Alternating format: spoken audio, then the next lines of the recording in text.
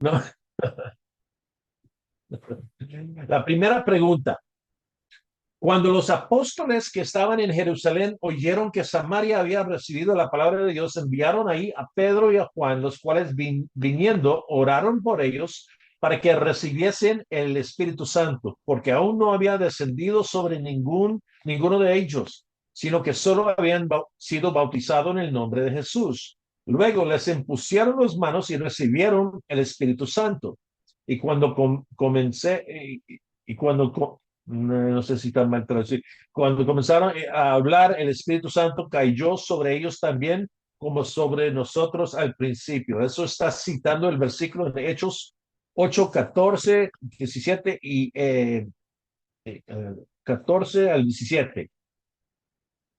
Y esta pregunta está basada en lo que enseñamos sobre neumatología, que es el estudio del Espíritu Santo, que cuando usted es regenerado, nacido de nuevo, justificado delante de Dios, que tú tienes el Espíritu Santo, viene a permanecer en ti como una sella, como una garantía, y que tú no eres un vaso que puede estar más o menos lleno del Espíritu Santo. Tú ya tienes el Espíritu Santo dentro de ti y no es que uno puede llenar o pedir más y más y más. No, el Espíritu Santo no es como neblina o como agua líquido que puedes llenar un vaso más y más y más. No, como creyente, el Espíritu Santo mora en ti. Entonces, la respuesta es esto. Después de Pentecostés, cuando el Espíritu Santo fue derramado por primera vez a medida que se difundía el mensaje del Evangelio, mientras que el mensaje del Evangelio iba por todas esas partes del mundo, a menudo el Espíritu era dado o empoderado a aquellos quienes los apóstolos habían impuesto. El Espíritu no fue dado a todas a la vez, sino progresivamente cumpliendo lo que Jesús le había dicho a los discípulos en Juan 14, 16 al 18. Y voy a leer Juan, voy a leer esos versículos, permito un segundito, no los tengo a la mano.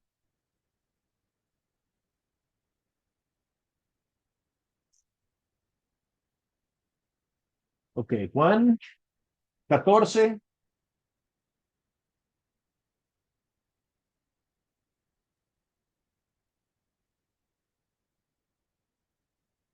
Tengo mi libro Biblia de estudio, entonces hay pocas letras y mucho sobre el comentario. Ok, Juan 14, 16 al 18. Entonces yo rogaré al Padre y Él les dará otro consolador. Letra mayúscula C, consolador, el Espíritu Santo, para que esté con ustedes para siempre. Es decir, el Espíritu de verdad. Recuerda que estudiamos los nombres del Espíritu Santo, el consolador, el Espíritu de verdad, el Espíritu de Dios, el Espíritu del Hijo, a quien el mundo no puede recibir porque ni lo ve ni lo conoce, pero ustedes sí lo conocen porque mora con ustedes y estará en ustedes. Um, ok, el versículo 18. No les dejaré huérfanos, vendré a ustedes. Otro muestra que Jesús dice que estaré con ustedes, es decir, que mi espíritu, el Espíritu Santo estará con ustedes y Él va a morar dentro de ustedes. Entonces, Philip, you want to add something to that? Yes, the significance here is that in Acts chapter 8, this is when the gospel has gone to Samaria. So if we go back to Acts 1 8, it started in Entonces, el Jerusalem. significado aquí es que cuando el Evangelio había llegado a Samaria, okay, go ahead, So it started in y Jerusalem, comenzó en Jerusalén, then went to Samaria, and then they received the Spirit después a after Samaria y Pentecost. después ellos recibieron el Espíritu. Go ahead. And then in Acts 10, we see Cornelius and it going to the Gentiles, to the rest of the world. Y en Hechos 10 leemos que después fue a Cornelio y a los gentiles. That's the progression as the Eso gospel fue goes, la the Spirit goes. progresión, mientras que el Evangelio salió de Jerusalén a Samaria y el resto del mundo. That's all I've got. ¿Ok? Ok. Pregunta número 2. ¿Cómo explica la identidad y el significado de los 7 espíritus ante el trono de Dios en Apocalipsis 1:4? Muy buena pregunta, porque muchos, incluido Benny Hinn y otros charlatanes de la prosperidad, digo, y como le dije, voy a hablar francamente, han hablado de los 7 espíritus, ¿ok? Como Dios tiene 7 diferentes espíritus, que tenemos 8 dioses, Dios y los 7 espíritus. Entonces, Juan está usando la idea presentada en Isaías 11:2, que describe al Espíritu Santo con 7 aspectos, ¿ok? Aquí están los 7 aspectos de Isaías 11:2.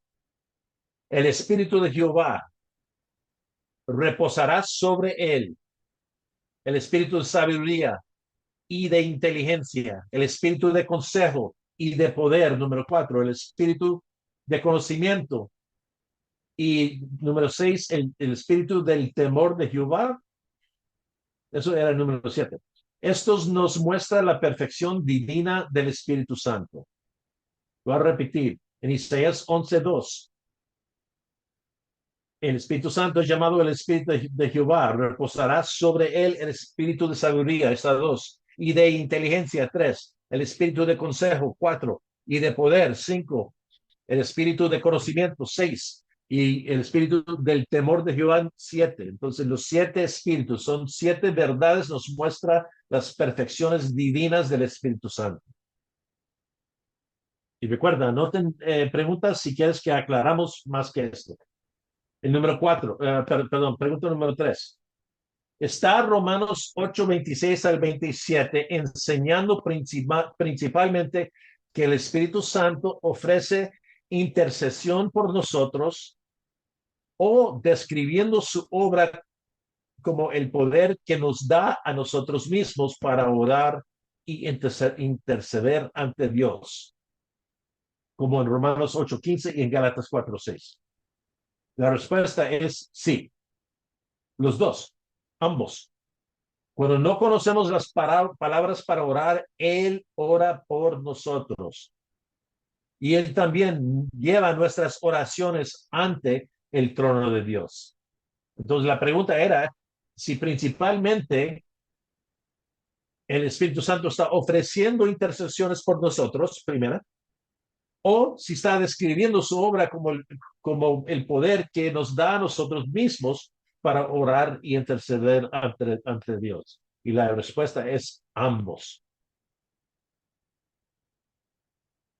Pregunta número 4. ¿Cómo sabemos qué es y qué no es una teofanía, aparición de Jesús en el Antiguo Testamento? Muy buena pregunta. Recuerda, teofanía es una presentación, mostración, aparición de Dios en el Antiguo Testamento, pero sabemos en nuestro estudio que Dios es espíritu y luz, que no, Él no puede ser visto ni mirado. Jesús es la única representación del Padre que los hombres pueden ver, por lo que cada vez que Dios es representado en una forma física, ese es Jesús. En el Antiguo Testamento se lo conocen como el título el ángel del Señor.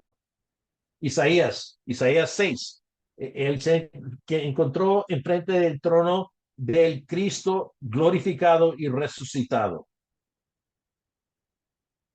El cuarto persona que estaba en el fuego, en las llamas, con los 3 de Israel ahí en Babilonia, fue Cristo Jesús. La planta o el árbol quemando enfrente de Moisés, Cristo Jesús. Las llamas por noche que guiaron a Israel, Cristo Jesús. La columna de humo durante el día, Cristo Jesús. Cualquier tiempo en el Antiguo Testamento que se nota el Hijo del el Hijo del Hombre o el ángel de Dios, fue una muestra de Jesús. Era Jesús presentándose. No, that was good. Okay. En una pregunta número 5. En unas pocas frases, por favor, explique el concepto del libre albedrío. Muy buena pregunta porque hoy en día cada quien está enfocado en su propio bienestar, su propio yo, su propio autoestima, su propio libre albedrío. Solo Adán y Eva fueron creados con libre albedrío. Entiéndame cuando digo esto. Yo tengo sed, voy a levantar mi pachón, voy a tomarme agua. Yo tengo libre albedrío. Tuve sed, me tomé el agua. Cuando hablamos del libre albedrío, bueno, voy a terminar con la respuesta a esta y después voy a explicar en más profundidad. Adán y Eva podían pecar y no podían pecar, pero una vez que cayeron en el pecado, su voluntad estaba atado por su naturaleza caída. El inconverso está controlado totalmente conforme su naturaleza. Solo pueden pecar. No pueden agradecer a Dios. No pueden hacer lo bueno. No importa si nosotros pensamos que es obra buena, es pecado. ¿Tiene Dios libre albedrío? Me dirán, sí, claro. No, Dios no tiene libre albedrío. Él está controlado y conforme su carácter, sus atributos y su naturaleza. Dios no puede mentir ni puede pecar. Entonces, realmente, cuando consideramos libre albedrío, debemos pensar de esta forma. Decir que nosotros no tenemos libre albedrío no es decir que tú no puedes decir que hoy te vas a levantar a las 8 y mañana a las 9. No, no. Es decir que su naturaleza está perdón, que su albedrío está controlado por su naturaleza. Adán y Eva solo podían pecar, ya que estaban espiritualmente muertos y atados al pecado. Una vez que los hombres y las mujeres son salvos, su voluntad les es restaurada. Ahora tienen el deseo y el poder de no pecar. Todavía pueden pecar, pero también son capacitados por el Espíritu Santo para vencer al pecado. Gálatas 5:16. Y una vez que seamos glorificados, cuando muramos o cuando Cristo regresa por su iglesia, ya no podremos pecar. ¿Ves? Entonces estamos encarcelados, ¿verdad? ¿Somos esclavos al pecado o somos un esclavo a Cristo, verdad? ¿Tiene libre albedrío un esclavo? No, tiene que obedecer su patrón. Entonces, fuera de estar en Cristo, tienes libre albedrío de rasparte la cara, de limpiar los ojos, lo que sea. Tienes libre albedrío de esa forma de decir, pero estás controlado conforme su naturaleza. Solo hay dos tipos de personas, los que están en Adán y los que están en Cristo. Los que son esclavos al pecado y los que son esclavos de Jesús. En cuanto a los hombres que afirman venir a Jesús por su libre albedrío, Romanos 3 nos dice, no hay justo ni aún uno, no hay quien entienda. Hay personas que buscan a Dios, no hay nadie que busca a Dios. Algunos se han desviado, no, dice todos se han desviado. Juntos se han vuelto inútiles. No hay nadie que haga el bien, ni aún uno. Y Juan 1:13 nos dice que nadie nace de nuevo por su propia voluntad. Que no haya nacido de sangre, ni de la voluntad de carne, ni de la voluntad del hombre, sino de Dios. Nadie busca al Señor. Jesús es el buscador. Lucas 19:10. Porque el Hijo del Hombre ha venido a buscar y a salvar lo que se había perdido. Si Él nos busca primero nosotros, si Él no nos buscará primero, nosotros no lo buscamos a Él. Muchos utilizan este versículo. Jesús está ahí tocando la puerta. tocando la puerta de su corazón, ahí en Apocalipsis. Lea ese versículo en contexto. Sí, dice, Cristo está tocando la puerta. Dice el Espíritu a las iglesias. Esto no está hablando de la puerta de su corazón. Cristo Jesús no está ahí rogando, por favor, vuelva a mí, por favor, ven a mí. No, no, no. Él es Dios. Y Él dice, tú eres mío. Él vino para buscar y rescatar lo que se había perdido. O Romanos 3, ¿no es verdad? No hay nadie que busque a Dios. No hay temor de Dios delante de sus ojos. ¿Cuántos cuando primeramente son salvos dicen, me salvé?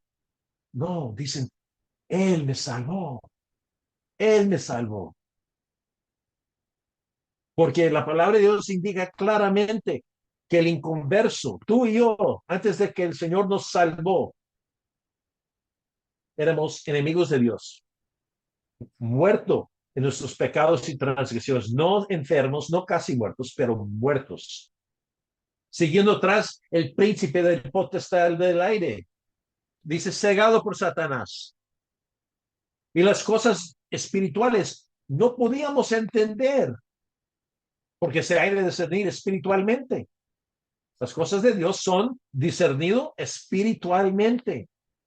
Estábamos ciegos, dice la palabra, mudos, no podíamos entender el Evangelio hasta que el Espíritu Santo obra primero.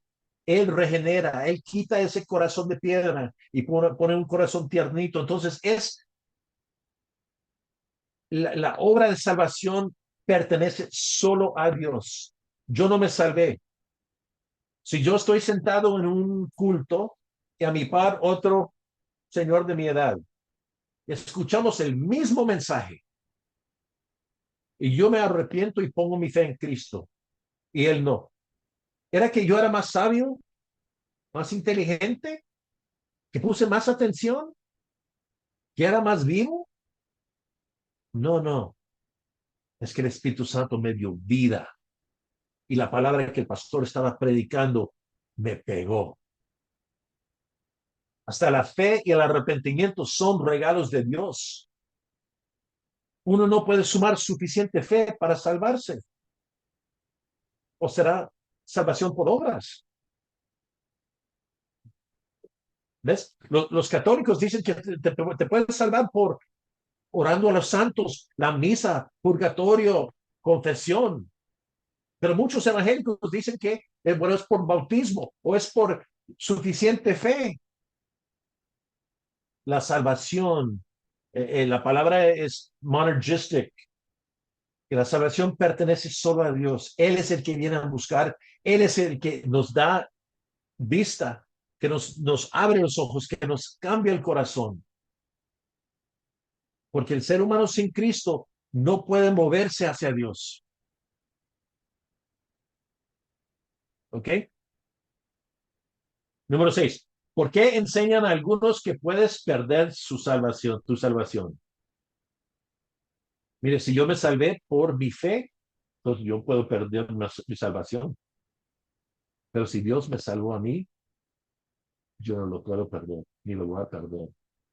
Ellos malinterpretan los pasajes de advertencia en Hebreos, en muchos. Cuando la Biblia nos advierte sobre la apostasía, es para que hagamos firme nuestro llamado y elección. Esa es una advertencia que nos impulsa a estar seguros de que realmente somos salvos.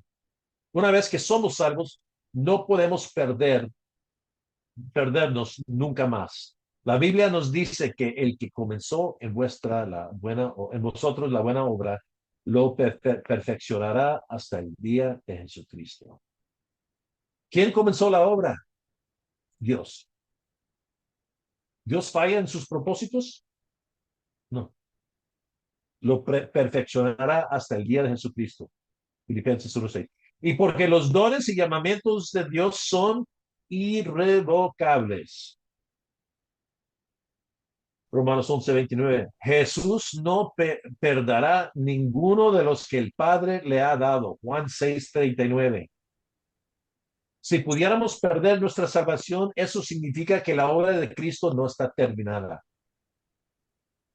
Y significa que no tenemos vida eterna. Nadie nos puede arrebatar de sus manos. Juan 10:27. Dice que mis ovejas oyen mi voz y los conozco y me siguen. Y yo les doy vida eterna y no perecerán jamás, ni nadie los arrebatará de mi mano.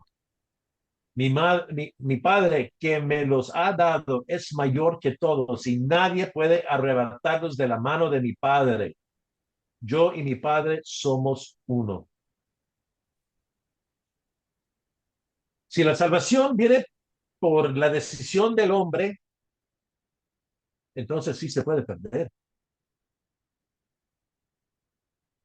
Pero si la salvación viene por la obra de Dios, y al rato vamos a hablar sobre elección y predestinación, si es Él que viene y busca, Él que llama, Él que da vida donde había muerto, entonces, ¿cómo puedes perder la salvación?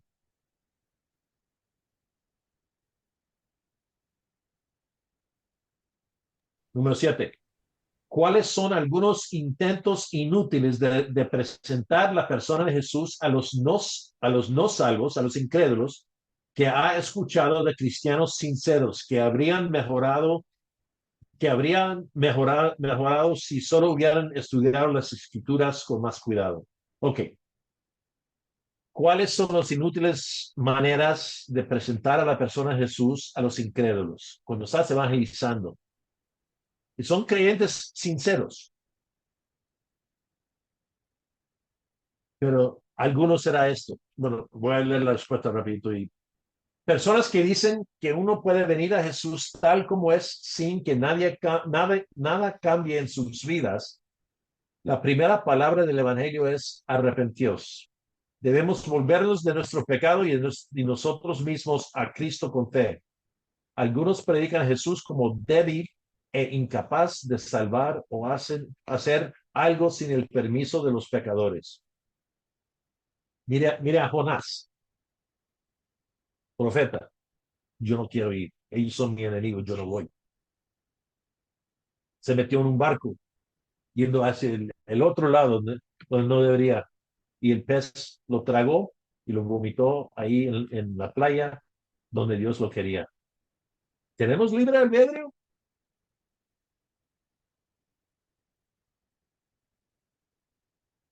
Pero otras maneras incorrectas de evangelizar.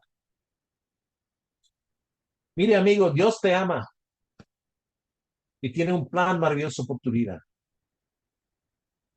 Decirle eso al inconverso es prometerle todo lo que su corazón pecaminosa quiere. Dios me ama y yo también me amo. Qué lindo. Dios tiene un plan por mi vida.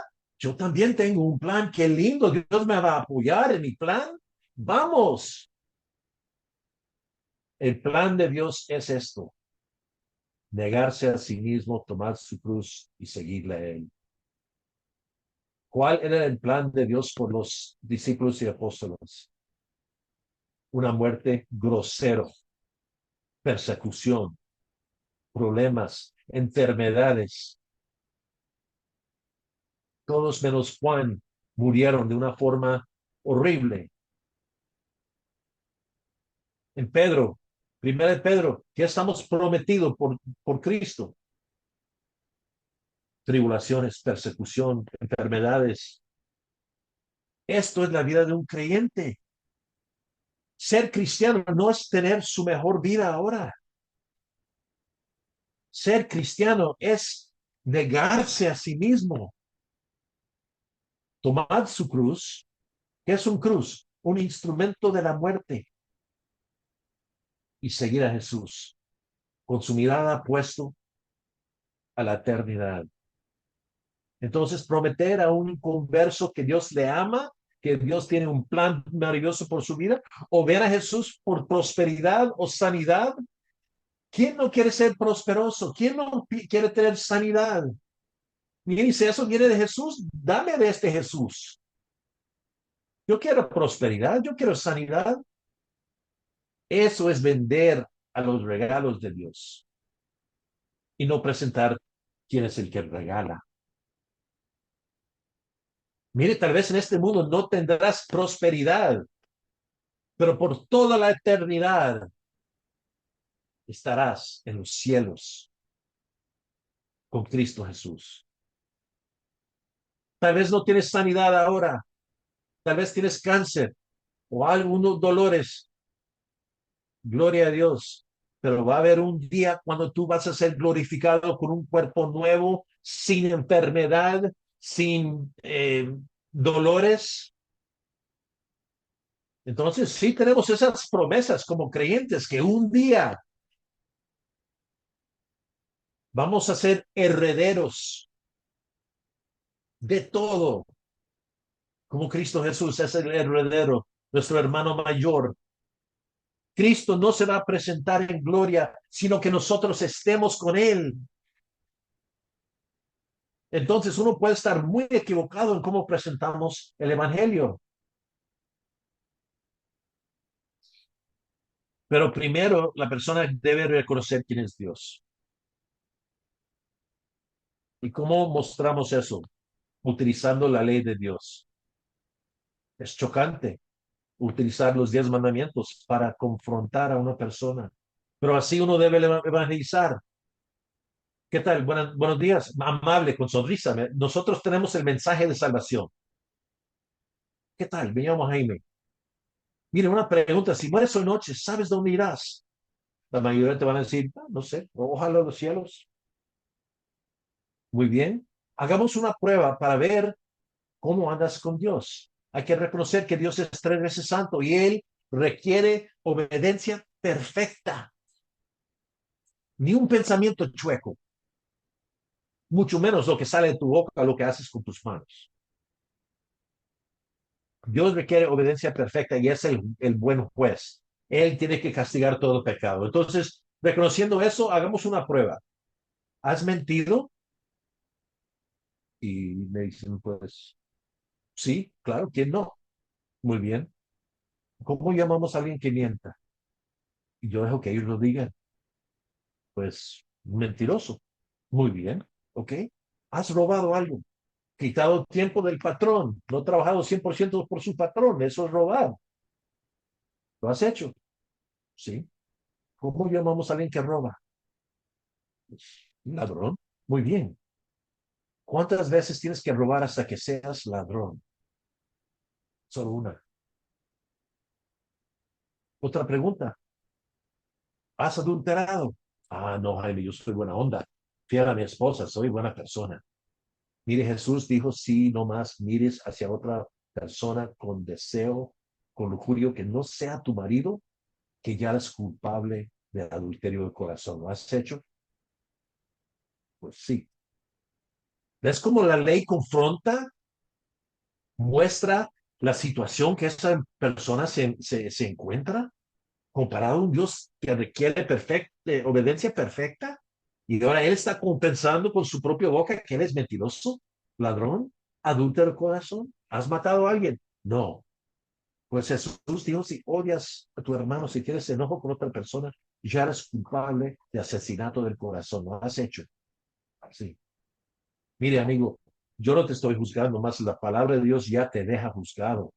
Me acabas de confesar que eres mentiroso, ladrón, adúltero el corazón y asesino el corazón. Entonces, si este Dios perfecto y santo, el juez del universo, abre los libros y tú estás enfrente de él te va a encontrar inocente o culpable. Recuerda que solo un pecado contra un Dios 3 veces santo merece la eternidad en el infierno. Él te va a encontrar inocente o culpable. Y si la ley,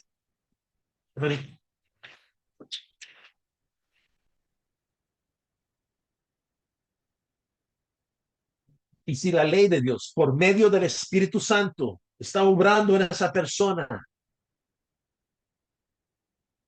y le preguntas, ¿él te va a encontrar inocente o culpable? Esa persona dice, pues, culpable. ¿Ok? Entonces, ¿el cielo o el infierno? Pues el infierno. ¿Y eso te preocupa? Pues sí, me preocupa. Mire, amigo, déjame decirte lo que Cristo Jesús hizo por pecadores como tú y yo. Y después presentas el Evangelio. Hace 2000 años Dios mismo vino en hueso y carne y Él habitó entre nosotros y Él llevó la vida justo y recto que tú y yo no podemos llevar. Y después en el cruz del Calvario Dios Padre lo trató como un pecador, como si Él fuese usted y yo. Y a los 3 días Él resucitó de la muerte. Muestra de Dios Padre que su pago fue aceptado, que ya está pagado. Cuando Él murió dijo, consumado es. La deuda ya está pagada. No hay nada más que hacer. Esas son buenas noticias a la luz de las malas noticias que son la ley de Dios. Y no solo porque yo lo digo. Pablo dijo, yo no supiera cuál era mi pecado si no fuese por la ley. En Gálatas, Pablo dice que la ley es nuestro ayo, nuestro guía, nuestro maestro que nos lleva a los pies de Jesús. Entonces es preciso que utilizamos la ley de Dios en evangelismo. Entonces, si estás evangelizando de otra manera, mira, ven a Jesús por prosperidad o sanidad, estás mintiendo, no estás evangelizando. Y les estoy hablando francamente. Y perdón si estoy pisando los pies por algunos, no sé, no les conozco a todos. Pero así se debe presentar el Evangelio. Las buenas noticias del Evangelio solo son buenas a la luz de las malas noticias. Y la ley de Dios es un espejo que una persona se mire y se ve sucio. Entonces ahora va a huir hacia Cristo, va a correr hacia Cristo, porque necesita un Salvador, necesita un sustituto. Pero si vienes a Jesús por cualquier otra razón, para salvar su matrimonio, para salir de drogas, para lo que sea, esos son razones falsos. Y hoy en día, porque es más fácil decirle a una persona, Dios te ama, o Dios tiene un plan maravilloso por su vida, están equivocados. Porque si esa persona no vuelve a Dios en fe y arrepentimiento, el plan de Dios por esa persona es la eternidad en el infierno. Y eso no suena como un plan maravilloso para mí. Ok. Número 8. ¿Cómo podemos explicar la Trinidad de una manera que un niño puede entender sin analogías? Al usar las escrituras que enseñan acerca de la Trinidad, Mateo 3, 17 al 16 al 17, segundo Corintios 13, 14, Mateo 28, 19, y ahí lo tienen en el material que nosotros presentamos. Y un buen catequismo por niños. Philip, are we going to upload this at the end? We'll upload the question, this. Yes. Ok, al final vamos a subir este documento para que ustedes pueden ir, porque también hay esos links para que usted pueda ir y buscar los catequismos para utilizar con sus niños, para explicar esas cosas. And I've just put the Athanasian Creed in the chat. Ok, acabo de subir uno que puedes utilizar. También debemos entender que el Espíritu es el que dará entendimiento de esta verdad. Recuerda que una persona que no está en Cristo, que no es salvo, no puede comprender esas cosas. Así que ora por tus hijos que entienden mientras les enseñas. Es por medio del Espíritu Santo que es entendido. De todas las doctrinas, ¿cuál crees que es la más incomprendida por los cristianos? Muy buena pregunta. Es por esa razón que comenzamos este curso de teología sistemática, los atributos de Dios. Demasiados cristianos simplemente no entienden quién es Dios. No tienen temor de Dios, no entienden su carácter y sus atributos. Jeremías 3:21. Se oyó una voz en las alturas desoladas, llanto y súplicas de los hijos de Israel, porque han pervertido su camino, se han olvidado del Señor su Dios. Reconociendo quién es Dios es lo más que podemos hacer. Porque a la luz de quién es Dios, vamos a tener temor de Dios, respeto a Dios, obediencia a Dios. Vamos a reconocer quién somos nosotros comparado con Él. Y con eso, siendo creyente, vamos a tener gozo y alegría y gratitud, porque somos salvos de la ira del Dios que existe. Entonces, hoy en día muchas iglesias evangélicas y creyentes, entre comillas, andan enseñando y hablando muchas cosas porque no conocen quién es Dios. Piensan que Dios es como su abuelito, que Dios es como Santa Claus. O Dios que, mire, no te portas mal, hijito. Olvídalo, pero no lo hagas de nuevo, ¿verdad? No, Dios es 3 veces santo. Un Dios justo, un Dios celoso por su nombre, un Dios vengador. También un Dios lleno de misericordia y gracia.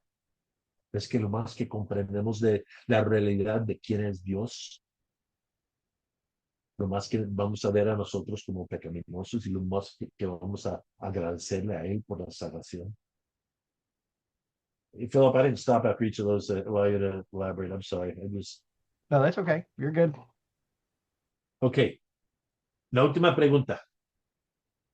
¿Cómo podemos explicar, entender Efesios 1:3-5, principalmente las partes que hablen de la predestinación?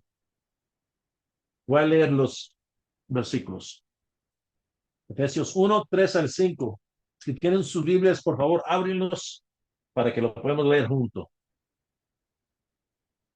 Efesios capítulo 1, versículo 3-5.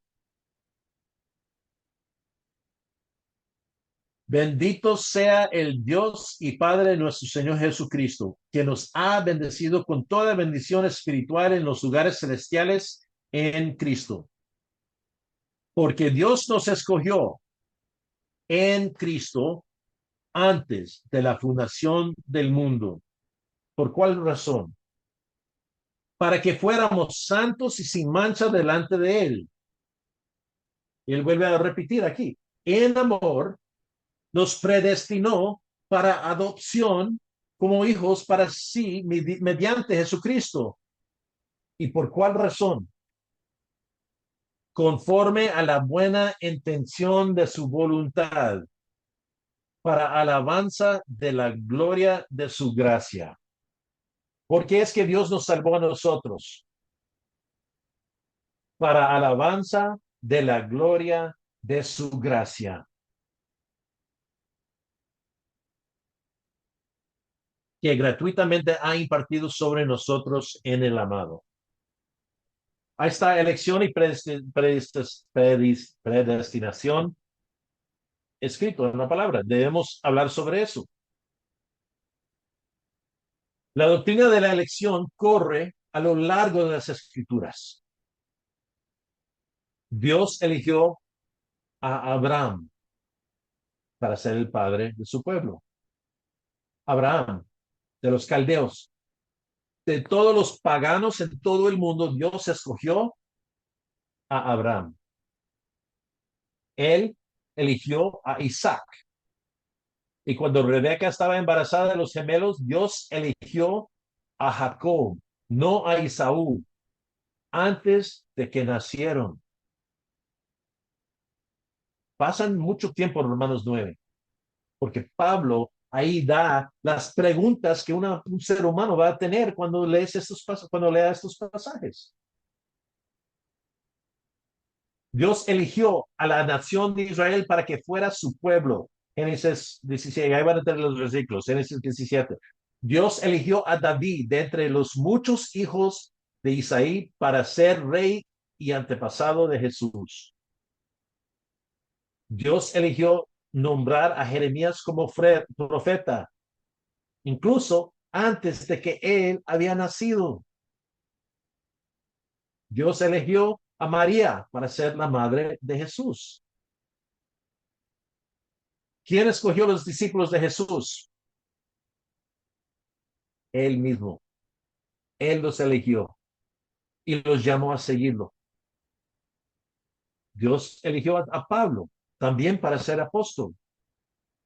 La Biblia nos dice que Dios eligió a todos los que vienen a él, Romanos 8, 28 al 30.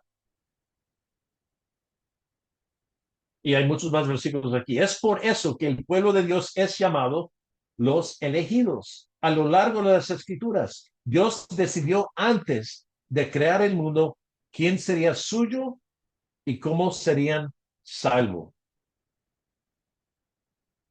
Vamos a Romanos 8. Abren sus Biblias, por favor.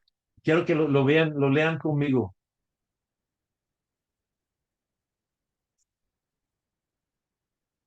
Porque es importante que lo vean.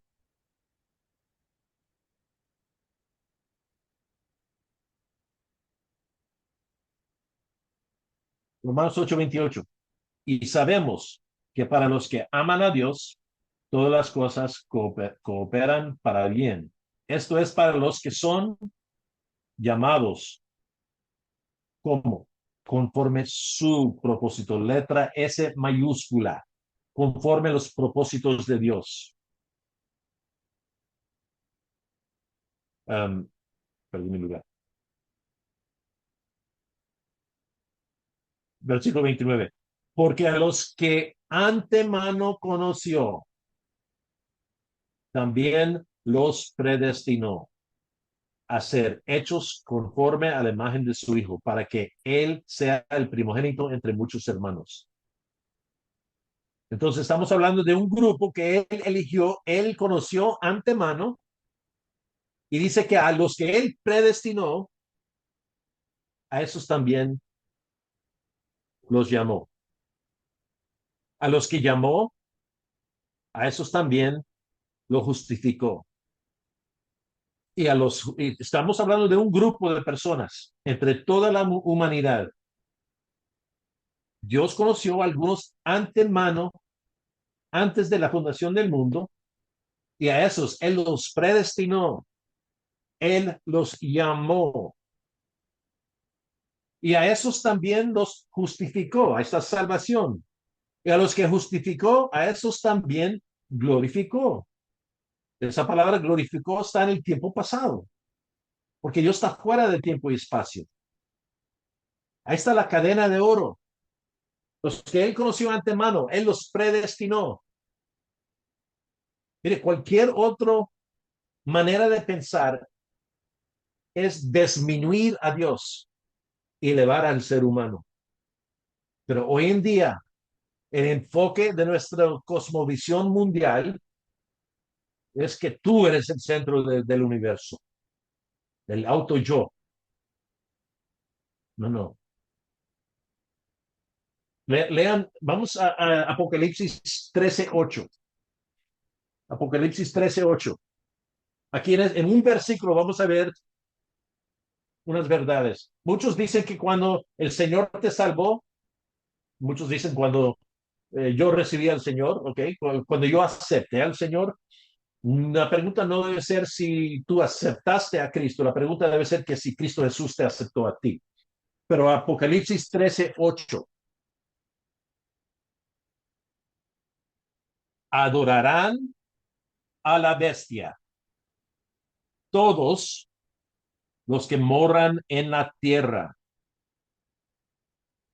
cuyos nombres no han sido escritos desde la fundación del mundo en el libro de la vida del Cordero que fue inmolado. Cuando el Señor te salvó, muchos dicen que en ese momento tu nombre fue escrito en el libro de la vida.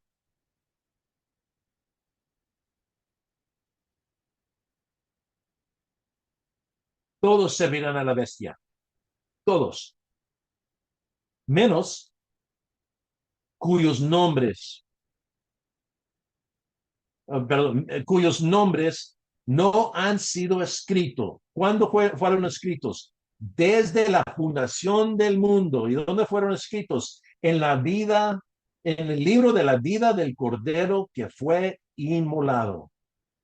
Imagínense los ángeles en los cielos antes de la fundación del mundo, mirando este libro. ¿Qué es este libro de la vida del Cordero que fue inmolado? ¿Y qué son todos estos nombres que están aquí?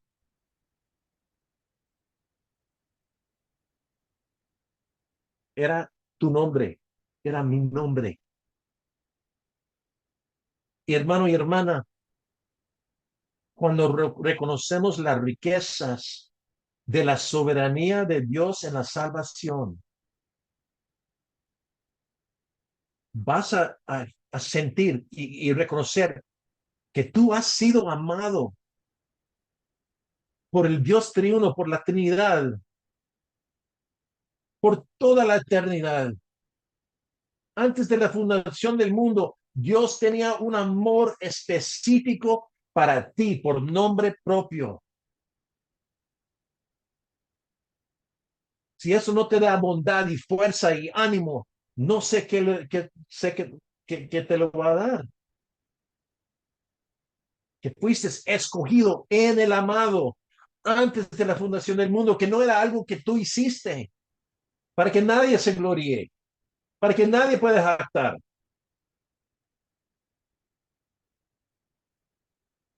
La fe es un regalo de Dios. El arrepentimiento es un regalo de Dios. Él te salvó. Tú no te salvaste. Yo no decidí para Cristo antes de que Él me salvó. Regeneración procede, precede antes de fe y arrepentimiento. Él cambió mi corazón. Yo me di sucio. Ay, ¿qué hago, Señor? Creo en ti. No era algo que yo por leer suficiente, por estudiar, que no, mire, como cientista, yo estudié tanto que ahora sí creo que Dios es verdadero. No, no, no. Yo creo, porque Él me salvó y me selló con el Espíritu Santo. Porque es que mañana vas a amanecer todavía creyente. ¿Por su propia fuerza? No, porque el Señor te salvó y te selló y el Espíritu Santo mora dentro de ti. Leamos rápido, vamos a Romanos 9. Sé que ya estamos tarde, pero Philip, if you think of anything you want to add to this, we go to Romans 9.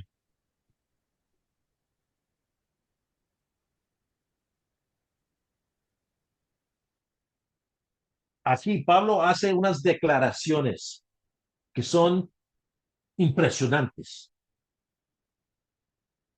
Y él hasta hace las preguntas que nosotros como seres humanos vamos a hacer. Cuando escuchamos estas declaraciones, la naturaleza humana va a decir, pues, ¿qué? Y él hace la pregunta.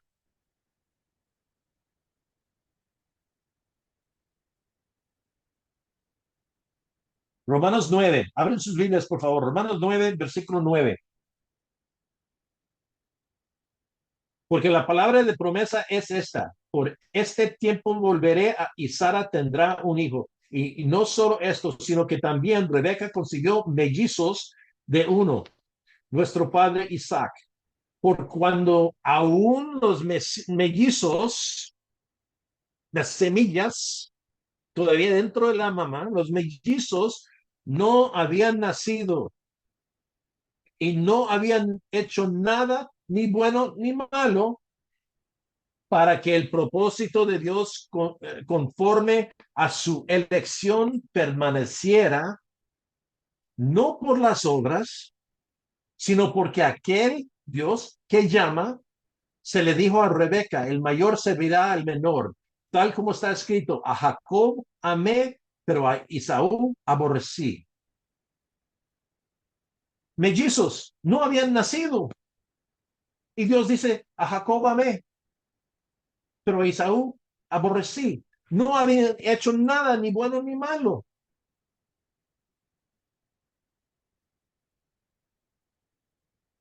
para que el propósito de Dios conforme su elección permaneciera. Eso es la razón que tenemos este versículo. La pregunta no debe ser ¿por qué por qué aborreció a Isaú? La pregunta debe ser ¿por qué amó a Jacob? Jacob era un fracaso. Siguiendo el versículo 14. Entonces aquí Pablo está haciendo la pregunta. Esto es, ¿por qué amó a Jacob y a Isaú aborreció? ¿Por qué? ¿Qué diremos entonces? ¿Que hay injusticia en Dios? Cuando le hace esto, mellizos, y Dios aborreció a uno y amó al otro, ¿por qué? ¿Hay injusticia en Dios? Justicia será mandar a todo el mundo al infierno. No queremos justicia, queremos misericordia y queremos gracia. ¿Qué diremos entonces? ¿Que hay injusticia en Dios? De ningún modo, porque Él, Dios, dice a Moisés, tendré misericordia del que yo tenga misericordia y tendré compasión del que yo tenga compasión. Así que no depende de el que quiere ni el que corre, sino de Dios que tiene misericordia. Porque las escrituras dice a Faraón, el hombre más importante en todo el mundo, Dios lo levantó a ser el hombre más poderoso, el rey más poderoso en todo el mundo. Dios prosperó a este gentil, este pagano faraón, él lo alzó, lo promovió, él lo alzó a la posición más alta en todo el mundo. Para esto mismo te he levantado, para demostrar mi poder en ti y para que mi nombre sea proclamado por toda la tierra. ¿Recuerda cuando el pueblo de Israel entró a la tierra prometida? Todas las naciones tenían temor de ellos. ¿Por qué? Porque todo el mundo había escuchado qué pasó en Egipto, los 10 plagas, el ángel de la muerte. Y si leas ese pasaje en el Antiguo Testamento, vas a ver que Faraón endureció su corazón y también está escrito que Dios endureció el corazón de Faraón. Después de 2 o 3 de las plagas, Faraón dijo, pues váyanse, por favor, váyanse. Y después dice que Dios endureció el corazón de Faraón. Entonces los dijo, no, ya no puedes salir. Vino otro plaga y otro plaga. ¿Por qué? Para este mismo te he levantado para demostrar mi poder en ti y para que mi nombre sea proclamado por toda la tierra. Cuando los israelitas entraron a la tierra prometida, las otras naciones sabían que había un Dios en Israel, que los judíos tenían un Dios verdadero. Versículo 18. Así que Dios tiene misericordia del que quiere y al que quiere endurece. Voy a repetir, así que Dios tiene misericordia del que quiere y al que quiere endurece. Eso es fuertísimo. Pablo entonces dice, me dirás entonces, ¿por qué pues todavía reprocha a Dios? Porque ¿quién resiste a su voluntad? Es la pregunta natural cuando escuchamos que Dios es el que endurece a personas y Dios es el que tiene misericordia de otras personas. Porque nuestra manera de pensar humanamente es que no será justo, que Dios tiene que dar la chance, la oportunidad a todo el mundo. Y Pablo dice, ¿por qué entonces si Dios endurece y Dios escoge a algunos y no escoge a otros? Entonces, ¿por qué todavía reprocha a Dios? Porque ¿quién puede resistir su voluntad? Al contrario, Pablo dice, ¿quién eres tú, oh hombre, que le contesta a Dios? ¿Dirá acaso el objeto moderado al que lo modela? ¿Por qué me hiciste así? ¿O no tiene el alfarero derecho sobre el barro de hacer de la misma masa un vaso para uso honrable, un vaso por salvación, un vaso por gloria y otro para uso ordinario? En el griego significa un vaso precioso y otro vaso para la destrucción. Y que si Dios, aunque dispuesto a demostrar su ira y hacer notorio su poder, soportó con mucha paciencia a los vasos de ira. Esos son los vasos de uso ordinario que él acaba de mencionar, preparados para la destrucción. Y aquí está la razón por todo. Lo hizo para dar a conocer las riquezas de su gloria sobre los vasos de misericordia que de antemano él preparó para gloria. Es decir, nosotros a quienes también llamo, a quienes también llamó, no solo de entre los judíos, sino también de entre los gentiles. Debemos hacer esta pregunta. Dios es soberano, Dios es el creador. ¿Puede Él hacer lo que Él quiere con sus sujetos, con su creación? Estudiamos los atributos y caracteres de Dios, su santidad, su justicia, su ira, su celo, que Él es vengador, también su gracia, su misericordia. Mire, yo amo a niños, por eso odio pedofilia. ¿Ves que un perfecto amor hay que haber perfecto ira? Dios está airado con todo lo que va en contra de sus atributos y naturaleza. Por eso Pedro dice, sea santo como yo soy santo, sea perfecto como yo soy perfecto. Y hay que reconocer esto. Pensamos que hay injusticia en Dios.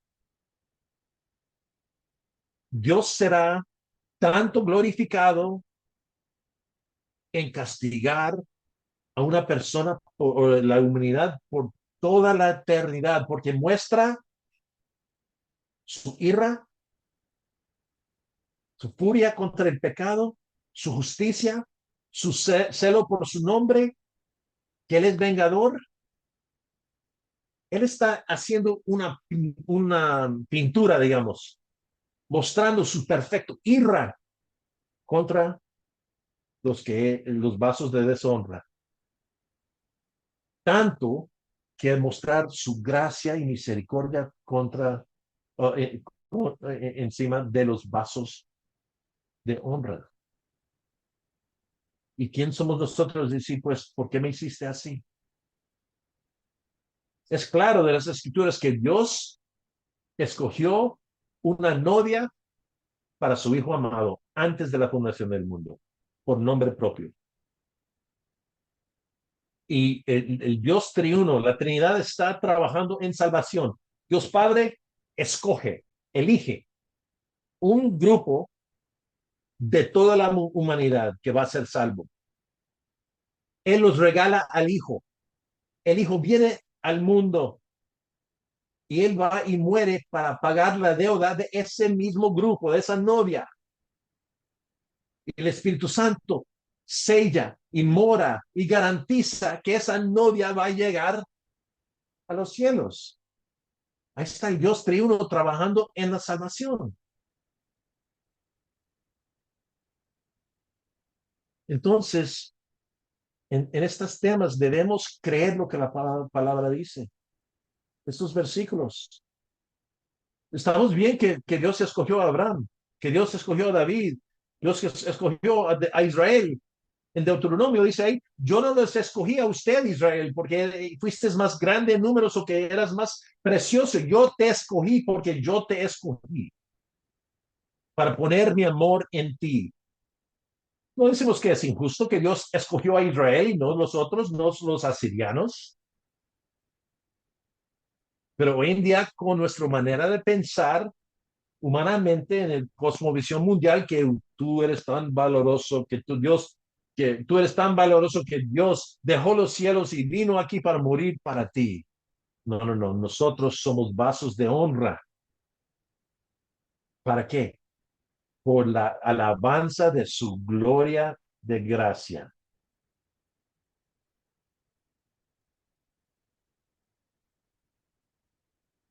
Y hasta que reconocemos que yo merezco el infierno, tú mereces el infierno.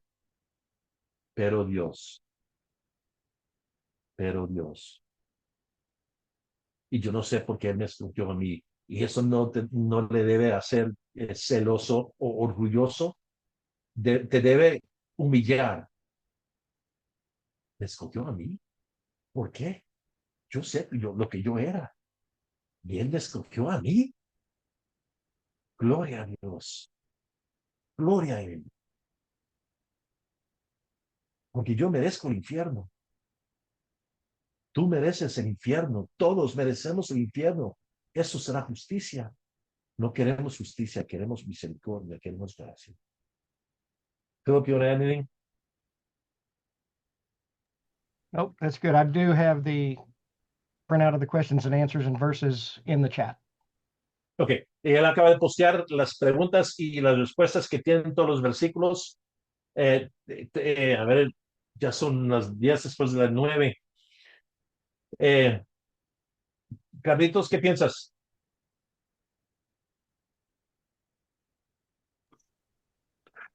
Pueden existir dos posibilidades, James. Una es que quizá tal vez alguien tiene alguna pregunta que pueda abrirse el micrófono y tener unos 10 minutos extras. Son las 9 de la noche con 9 minutos. O nuevamente que se formulen las preguntas en el chat para el próximo martes, si Dios lo permite. No sé si los hermanos tendrán unos 10 minutos más. Tal vez alguien tiene alguna pregunta que quiera hacerla verbal en este momento y tal vez una pregunta o dos preguntas, pero directas. Las preguntas directas, mis hermanos, para ganar tiempo.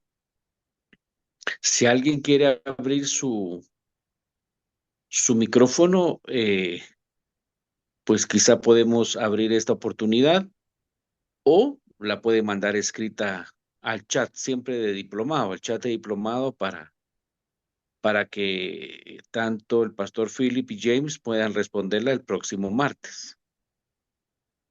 Perdón, el próximo martes no, el próximo martes James va a estar después de una cirugía, entonces sería de este martes que viene en 8, sería la reunión. ¿Alguien tiene alguna pregunta, mis hermanos? No todos a la misma vez, por favor. Sí. ¿Puedo hablar? Sí. Claro, Pastor Uriel, claro. Gracias, gracias.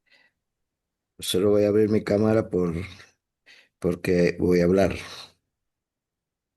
A ver, un poco lento el sistema. Antes que nada, muchas gracias por el esfuerzo de tomar el tiempo y formular las respuestas. En esta última pregunta relacionado con la elección que Dios hizo.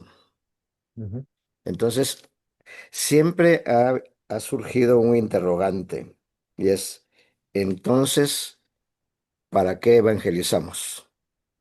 Muy buena pregunta. Muy buena pregunta. En Romanos 1 dice, el evangelio es el poder de Dios a la salvación. En Romanos 10 dice que la fe viene por el oír o el leer la palabra de Dios. El último mandamiento el mandado de nuestro Señor Jesucristo fue que vaya, haga discípulos. Entonces, es preciso, Pablo dice, es por la locura que predicamos.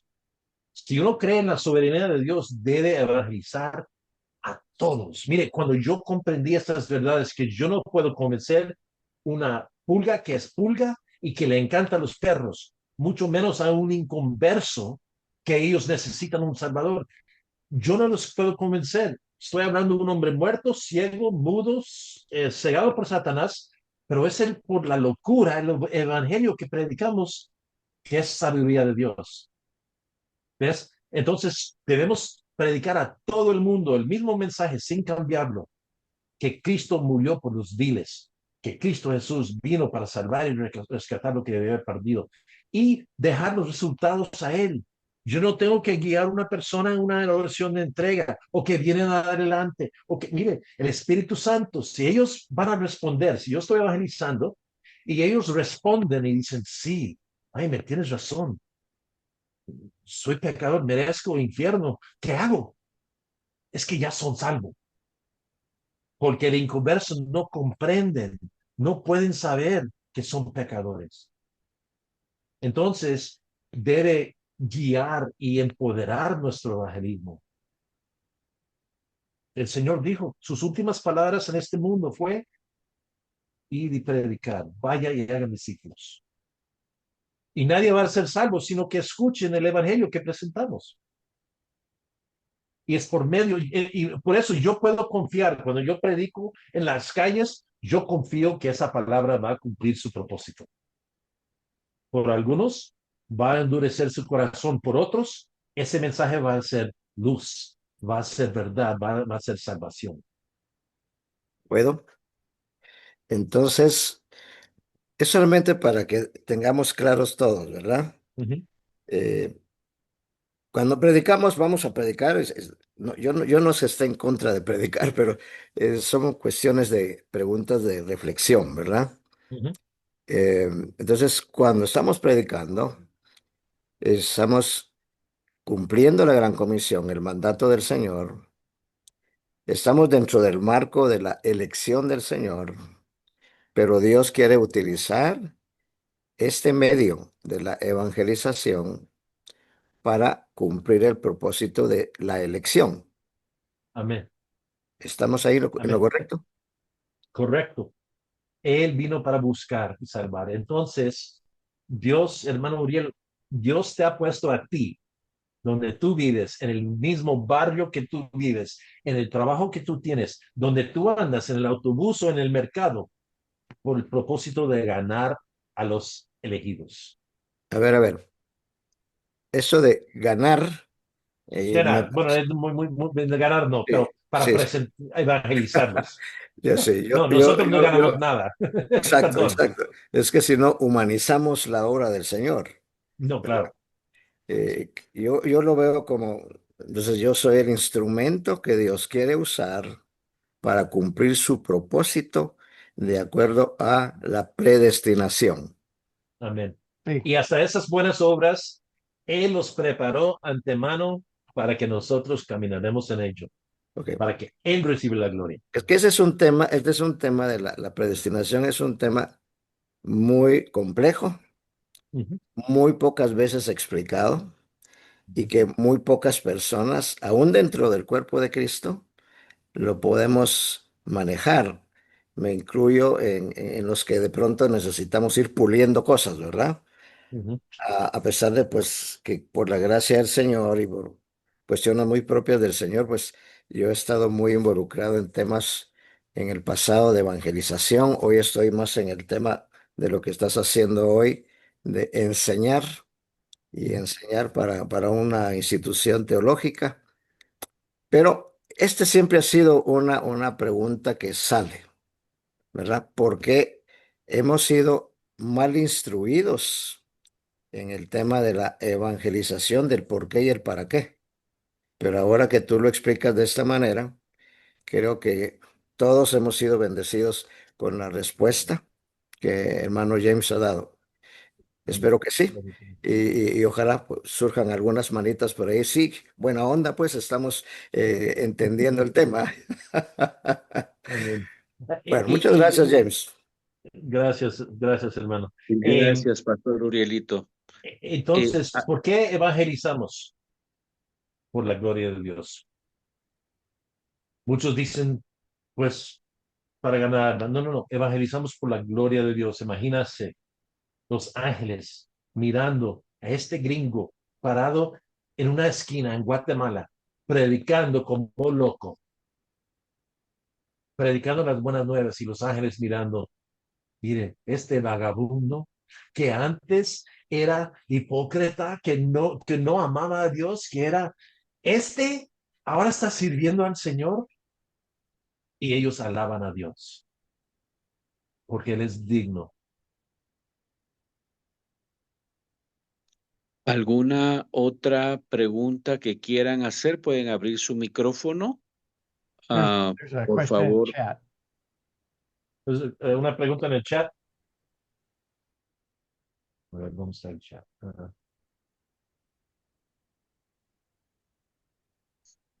from Familia Arana. A ver, ok, familia Arana. Ok. Hermanos, ¿cómo sabemos que una persona es salva si no es por obras y menos por una confesión? ¿Cómo enseñamos eso? Muy buena pregunta. Philip ahí lo contestó en breve.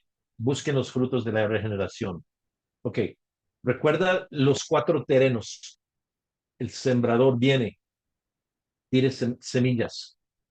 Algunas de las semillas, y no me lo sé en español, pero algunas semillas caen en el camino, piedra y duro.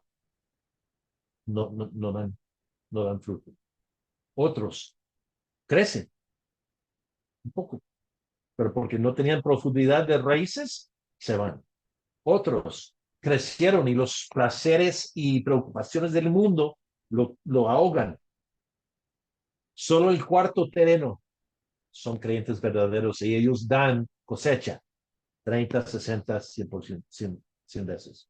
Entonces, dice que por sus frutos los conocerán. Y son frutos que permanecen. Frutos del Espíritu, paz, gozo, amor, ¿verdad? Los conocerán por su amor uno por los otros. Entonces, y yo he visto personas que entren y con gozo escuchan el Evangelio, comienzan a ir a la iglesia por 1 o 2 años y un diagnóstico de cáncer o se complica su matrimonio y se van. Esto no era lo que yo pensaba que es ser cristiano.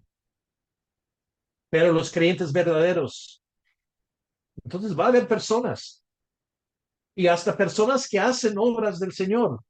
Mateo 7. Esas son personas dentro de la iglesia. Muchos dirán en ese día, Señor, no profetizamos en tu nombre, no echamos demonios en tu nombre, y en tu nombre hicimos milagros. Y él va a decir, apartados de mí, no os conocí.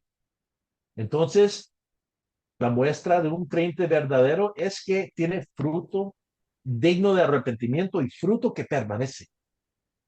No es que no peca, no es que no se cae en pecado. Mire, la muestra que eres creyente verdadero es que no te vas a quedar en ese pecado. ¿Puede pecar un cristiano gravemente? Sí, pero no se va a quedar ahí como un cerdo en el lodo, ahí metido. Somos nueva criatura. Una manera de describirlo. Antes éramos cerdos. Los cerdos comen basura, ¿verdad? Y ahora somos regenerados, somos nueva criatura. Ahora no comemos basura y suciedad. A veces nos metemos la cara en la suciedad y la basura, pero pronto vamos a decir, uff, no me gusta, no soy así. Y muchas veces es por el castigo del Padre. Él castiga a los que Él ama. Recuerda en Corintios que había algunos que habían hasta muerto por sus pecados. No perdieron la salvación, sino que Dios dijo, ya no. Hermanos Entonces, benditos, perdón, James, perdón, pensé que habías finalizado. ok, entonces, solo que somos nueva criatura, entonces cuando ves a una persona, debe haber fruto, digno de arrepentimiento y a veces muy lento, pero por lo menos debe poder mirar para atrás y decir, mire, no soy lo que era y por la gracia del Señor soy lo que soy. Pablo en sus últimos días, en 2 Timoteo, yo soy el mayor de pecadores. ¿Es que él pecaba mucho? No, es que él, en su crecimiento de conocimiento de la santidad de Dios, él veía todavía lo más pecado que sobraba en su vida. Todo que me emociona mucho tener tantos que asistieron las clases y que tenían un anhelo y un deseo de conocer más de quién es Dios y más sobre teología. Eso es buen fruto. El converso no Amén. quiere saber más que Dios, porque en eso hay convicción, ahí uno se enfrenta con la verdad, pero es buen fruto y gracias, le agradezco muchísimo y estoy gozoso en ver tantas personas que están involucrados, que quieren saber, quieren conocer. Eso es impresionante y gloria al Señor, gloria al Señor. Y ahora el deber es ir, utilizar este libro para discipular y enseñar a otros.